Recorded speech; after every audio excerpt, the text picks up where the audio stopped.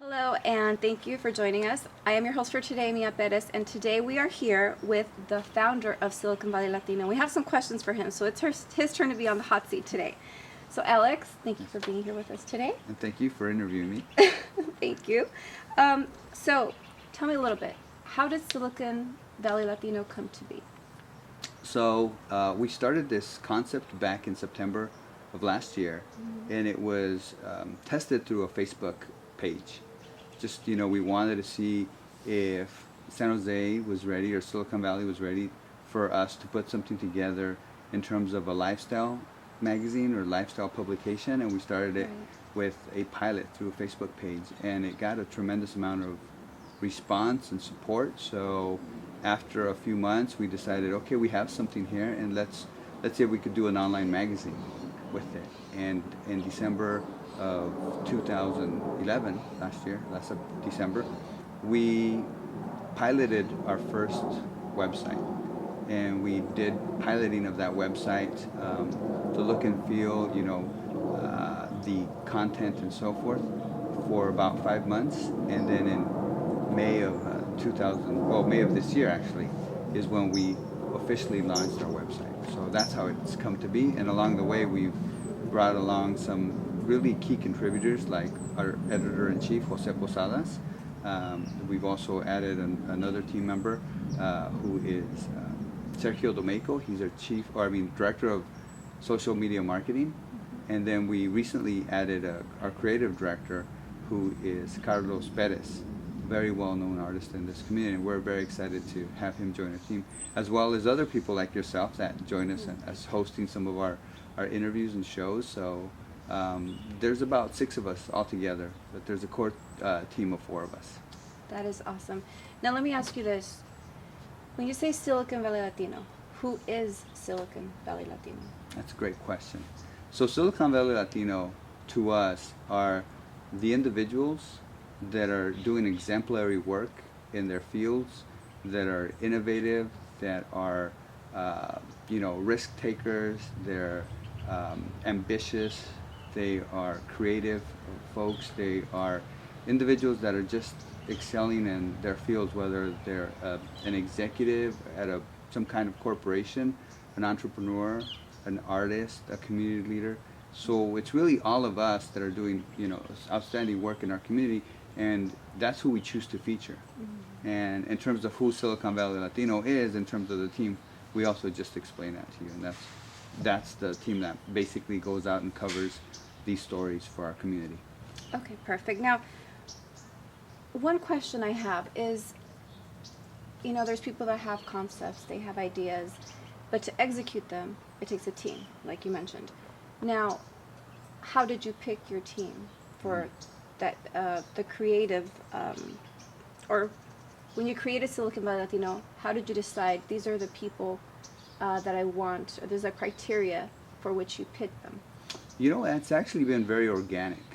I put this out in terms of, like I said, the Facebook page, and Jose Posadas, reached out to me and said, "Hey, this looks really interesting. I have a background in publishing, and I've done this, and I'd like to help." And it was just that simple. And then other folks that have come and supported us along the way, it's really been that easy and that simple. And ever since we officially launched the print publication on October 13th at the Hispanic Foundation Ball in San Jose, California, we've got so much support and interest from so many other folks. And one of those individuals is Carlos Perez, who actually helped put together that initial print issue, because he worked on the program side of it from the Hispanic Foundation Ball. He was the person that designed that program, and then we had Joel Cruz, who's the designer for our side of the magazine. But it's been that kind of organic effort where people just approached us and said, "We'd like to help, we'd like to contribute," and we have from contributing writers to the core team to other people that submit interesting questions to us, and then we go off and explore those ideas. So it's been that easy. That's great. So now, we started off as a magazine, right? Now it's more than a lifestyle magazine. How did that come about? What is it? If it's more than Lifestyle Magazine, what is it now? What has it Exactly. evolved to? That's a great question, because a lot of people do see us as that. And we do have the lifestyle element, which is a good portion of what our content's about. But we also have some very serious content, I guess, if you will. We do cover leadership, we cover education, we cover finance, and of course the lifestyle topics as well.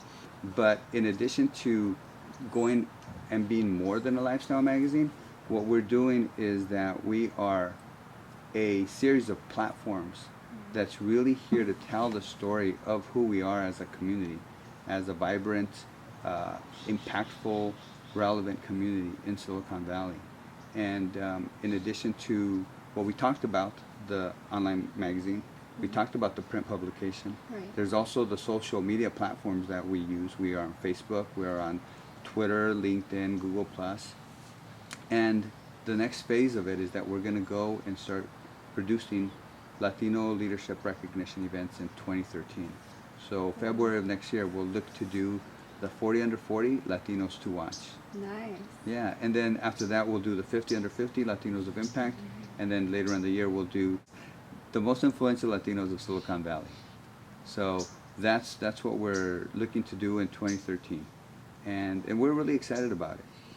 And then in addition to that, we're also a marketing company, so we help design from a website to a logo to the full brand of a company, and we not only help create the message and the brand, but we now have the vehicles to deliver that message to this audience, to the Silicon Valley Latino audience. That is great.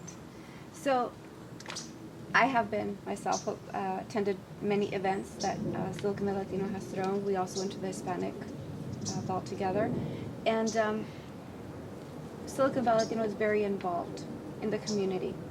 Now, being all the good things that we've heard about right now that you've shared with us, we want to make sure, as the community, as the audience, that this continues. How can we, as a people, make sure that what you're doing continues 2013, 14, 15, and it grows even stronger? What can we do to help that? Absolutely. That's a great question, and thank you for asking that. So one of the key ways that the general community can help is by going to our website, which is really easy, svlatino.com. So svlatino.com, and then there's a subscription button, and you just click on that, and you basically pay for an annual subscription. It's $30, and you get 4 issues, and that's the print issue. Those are for the print issues. The other way that somebody could help is that if you're a business owner or have a budget to advertise, and specifically to our audience, then we ask you to place an ad with us, and it's that simple. Those are the 2 main forms that the community can support us, and any of that support is greatly appreciated. Perfect. Well, thank you so much for sharing everything with us today, and we're very excited.